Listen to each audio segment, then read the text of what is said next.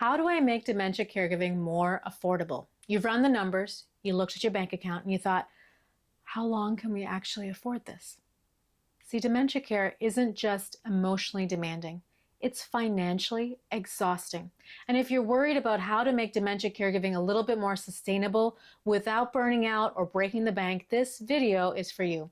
Today, we're going to talk about some strategies to make dementia care a little bit more affordable, from smart care planning, as well as thinking about some insurance-based programs and small changes that can make a big difference. You're going to leave with a clearer picture for what to do now and how to prepare for what's ahead. I'm Dr. Anna Thomas. I'm a physician, TEDx speaker, and founder of Life Care Leadership. This is a weekly resource hub and podcast for caregivers like you. Everything I share here is for educational purposes. Always make sure to consult your financial or your medical team for personalized advice. If you're caring for someone living with dementia and you want a clear, compassionate plan for how to lead without crumbling under pressure, check out my book, Dementia Care Confidence. It gives you a 3-step care leadership model, and it's available on Amazon. Okay, let's talk about today's topic. The first thing you need to know is you need to know what type of help you truly need. So the fastest way to overspend on caregiving is hiring for everything without clarity. You need to understand, what are tasks that I can do, that a family member can do? What tasks do we need to outsource to somebody else? What are tasks that can be simplified or automated so that I don't actually need another person to do it? The automation can take care of it. This could be things like getting meds refilled on a weekly or monthly basis. The other question to ask is, what is the actual risk if something isn't done perfectly? So you do want things to be done correctly, but do they need to be done perfectly? Some things, yes. Some things, you have some wiggle room. For example, do you need a full-time home health aide 24/7? Or could a few hours a week plus automated medications, meal systems, and weekly check-ins cover your needs? For some families, they need the 24/7 help, and for some, a few hours a week is enough. Understanding the actual care workload is the first step. The second is to use free or low-cost dementia resources whenever possible. And there are hidden gems available that many caregivers aren't even aware of. I want to encourage you to reach out to your local area agency on aging. They often coordinate in-home support. They often help run or will put you in touch with adult day programs, as well as other dementia programs at low or no cost. Many states also have respite care grants. These are funding to help family caregivers get relief. There are also other programs available through Medicaid, which I'll talk about in a moment. Another resource to consider are Alzheimer's Association chapters. They may offer support groups, helplines, care consultations that can help guide decisions and reduce wasted spending. If your loved one is a veteran, there are additional dementia home care supports or stipends that could be available.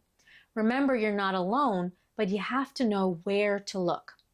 The third thing is you want to time professional help wisely. Instead of committing to expensive long-term support too soon, you want to plan help based on need. A big area of need is after a medical event. So after a hospitalization, your loved one is coming back home, things have changed, you need additional support during that time. Anytime there's a big transition, like you're moving to a new home, it's a time where you're going to need additional support. And then also, if you are having any health issues, you're burning out, that's another time where you're going to want to increase those supports. So using targeted bursts of paid care, and then pause and reassess. So you want to have short-term contracts, flexible hours, and trial periods. That can help reduce financial strain while still getting help. The fourth thing, automate what can be automated. So anything that is repetitive, time-consuming, that can eat up your schedule. It can actually lead to you paying more for help that you don't actually need. So you want to automate things like medication reminders, medication dispensers, using pre-sorted pill packs from the pharmacy, delivery services for groceries and prescriptions. You can also use smart home tech for reminders, light control, fall alerts. Sometimes a one-time investment can reduce long-term care costs because now you have a way to keep things consistent and prevent a crisis. The fifth thing is to share the cost wherever possible. So if you have siblings, adult children, other family members in the picture, set up a family meeting to discuss the budget for care. Even if they cannot provide their time, they might be able to contribute financially. You might also talk about rotating the coverage of respite care, dividing medication or supply costs, as well as using a shared spreadsheet to track spending. You want to make sure that you are clear and specific when you're asking for help. So instead of saying, we need help, be specific. Can you cover the cost of respite care next month? This specificity can lead to action. The sixth thing you want to do is look at long-term care insurance or life policy options if your loved one has a life insurance policy with a long-term care rider. You might be able to draw on it from now. Some policies allow you to use these benefits while they're still alive if they meet certain care criteria. Also review long-term care policies as well as if they're eligible for any state Medicaid programs. There are Medicaid waiver programs that help pay for caregivers in the home that can be completely covered by Medicaid, but you need to apply and see if your loved one is eligible. These types of options where you're applying for them, it does take some time to process, so do not wait for a crisis. Start researching and applying early. The best place to go for this is your local area agency on aging. The seventh thing to consider is the use of adult day programs. Adult day programs can be a third to half, if not more, of the cost of in-home private duty aides. They also offer opportunities for socialization, cognitive activities, a safe space, while giving you time to work or rest.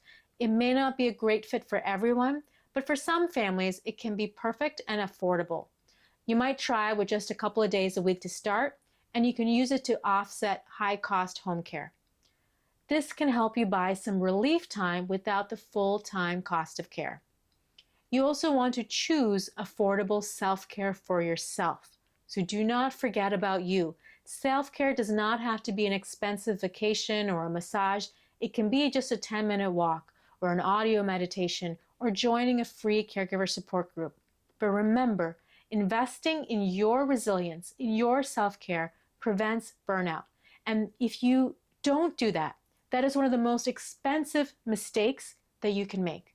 If you're juggling care, costs, and confusion, as well as dementia care, I really want to encourage you to pick up my book, Dementia Care Confidence, which will help you lead smarter. It's packed with strategies to stretch your energy and your peace of mind. Check it out on Amazon. Remember, you're not failing because this feels expensive. You're just facing a system that was never designed to support caregivers like you. But every dollar that you stretch, every support that you seek, every creative adjustment that you make, that's leadership. You're being strategic and brave because you're in it for the long haul. If you missed it, I want you to go back and watch this video, How Do I Figure Out How Much Help My Loved One Really Needs? And remember, you are more than just a giver of care. You are a leader of care. This is the age of caregiving, and together we can lead it with strength, courage, and compassion.